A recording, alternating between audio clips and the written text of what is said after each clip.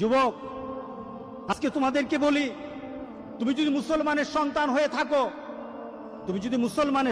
হয়ে থাকো, তাহলে আজকে তোমাকে এই চিন্তা করতে হবে, এমন কাজ আমি করব না যেই কাজের জন্য আমাকে মৃত্যু পরবর্তী জীবনে আমাকে গুনাহ পেতে থাকবো, এই কাজ আমি করব না।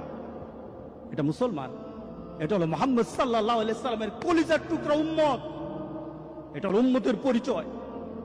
আজকে আপনি আশ্চর্য হবেন, গোটা পৃথিবীতে এখন নেট ব্যতীত মানুষ থাকতে পারে না। আজকে যুবকগুলি এগুলি ছাড়া থাকতে পারে না। আজকে যুবকগুলি নিজেকে বিভিন্নভাবে সমাজের মধ্যে পরিচয় তুলে ধরছে, তারা মুসলমানের সন্তান, এই পরিচয় আজকে সমাজের মধ্যে হচ্ছে না। আল্লাহ সুবহানাহু ওয়া তাআলা আমাদেরকে বলছেন, ইন্না নাহনু নুহয়িল মাউতা ওয়া নাকতুবু মা কদ্দামু, আমি তো মৃতদেরকে জীবিত করি। আল্লাহ বলেন, আমি মৃতদেরকে আবার জীবিত করব এবং তাদের কৃতকর্মগুলি আমি সবগুলি লিপিবদ্ধ করে রাখি।